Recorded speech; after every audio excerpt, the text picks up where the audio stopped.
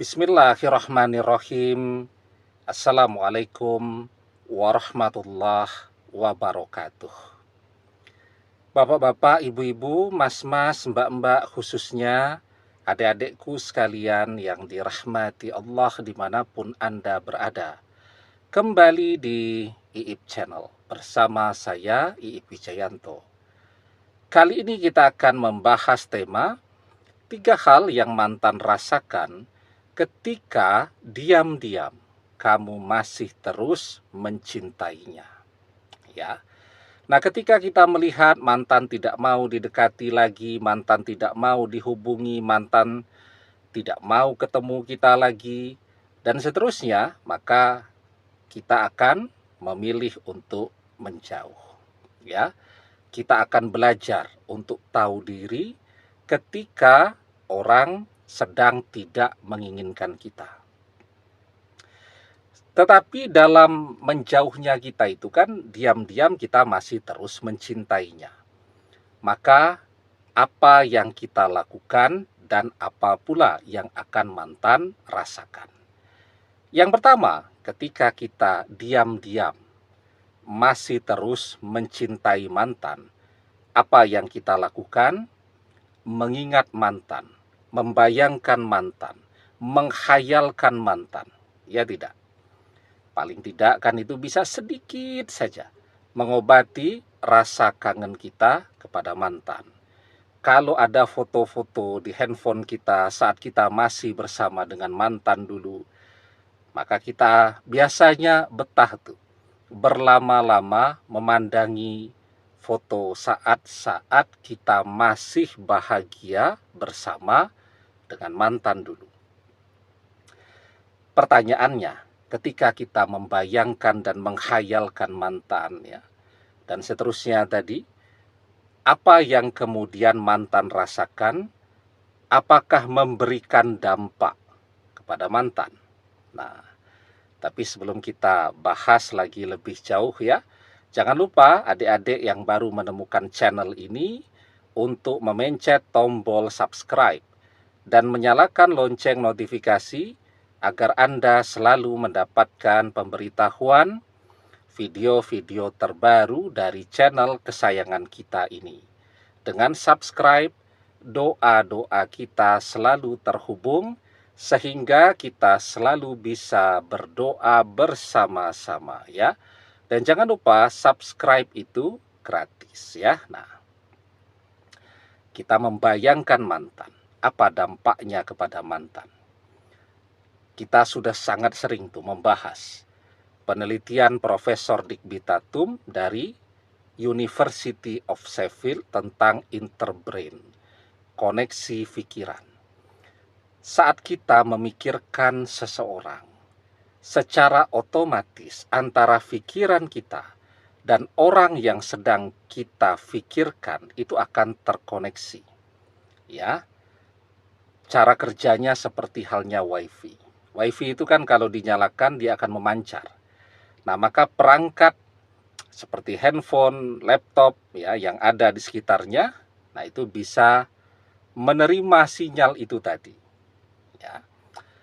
Dan mantan akan mengetahui kalau kita sedang memikirkan dia.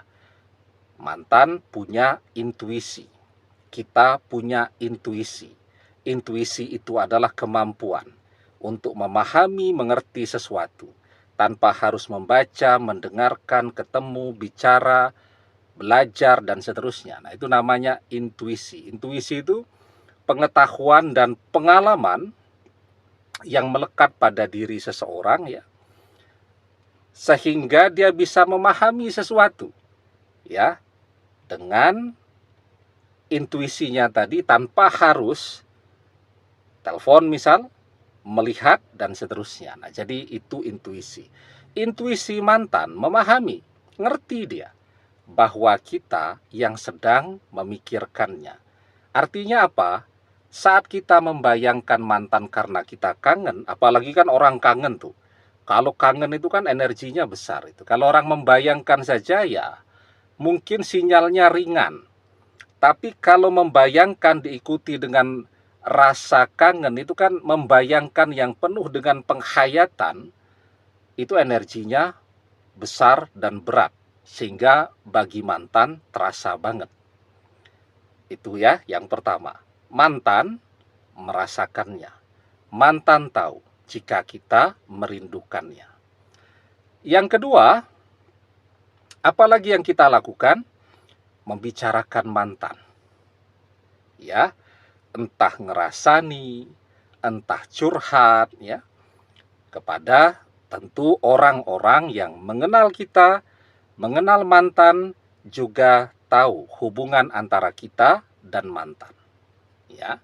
Nah, ketika kita membicarakan mantan itu lebih lengkap lagi itu daripada membayangkan, karena kan saat orang membicarakan, apalagi ngerasani itu, di situ pakai emosi, ya, juga pakai interbrain, ya, pakai pikiran yang menyebabkan koneksi dengan mantan, dengan pikirannya mantan.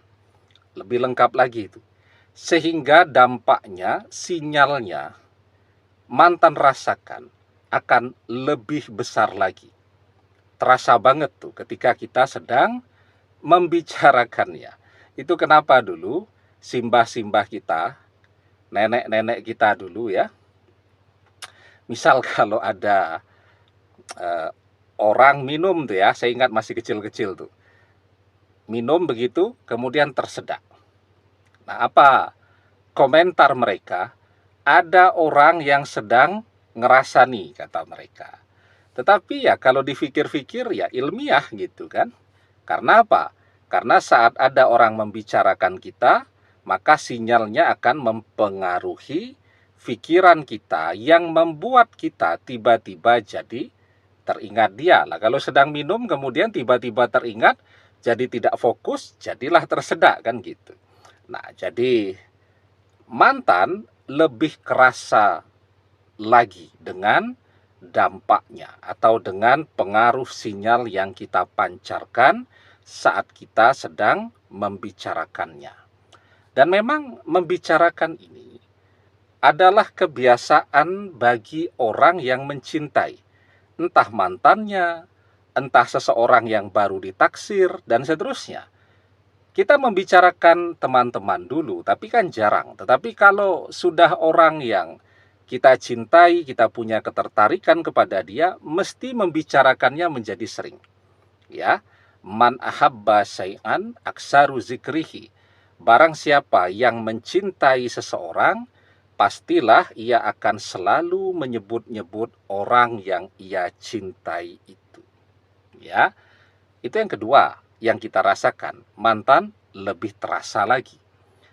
Dan yang ketiga, ketika kita betul-betul mencintainya dan kita ingin dia kembali bersama kita lagi, kita ingin berjodoh dengan dia, maka apa yang kita lakukan? Kita tidak cuma membayangkan, kita tidak cuma ngerasani dia, tetapi kita juga berdoa tanpa henti agar dia kembali, agar dia berjodoh dengan kita, agar dia mencintai kita melebihi cinta kita kepada dia.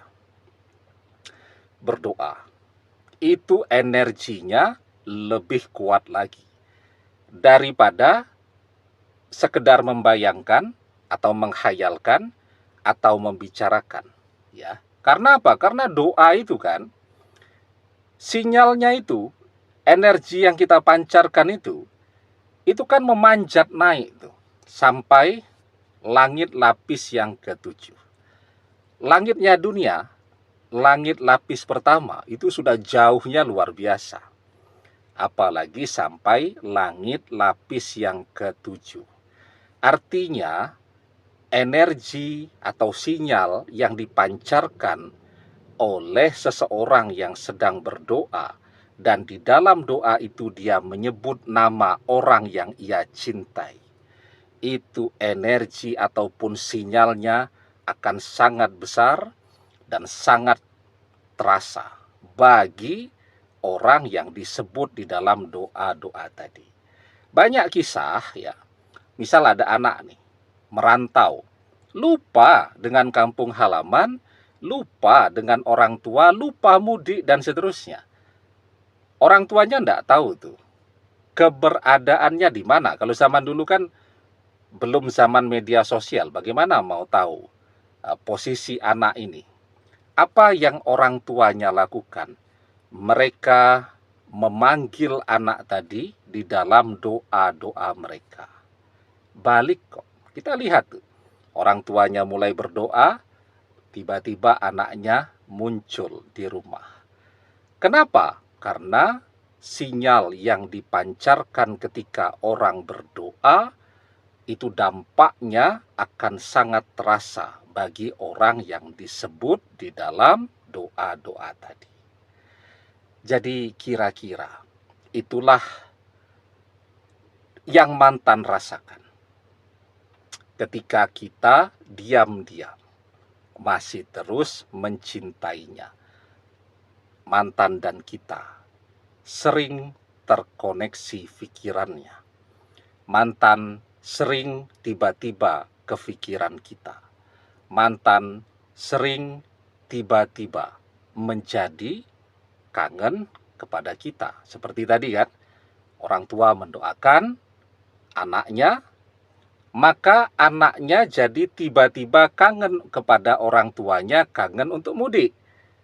Ya, tergeraklah dia untuk mudik ke kampung halamannya. Nah, saat kita berdoa itu, ya, maka doa kita itu akan memunculkan rasa rindu di dalam hati mantan. Demikian, semoga bermanfaat. Wallahu a'lam bissawab, billahi taufik wal hidayah. Assalamualaikum warahmatullahi wabarakatuh.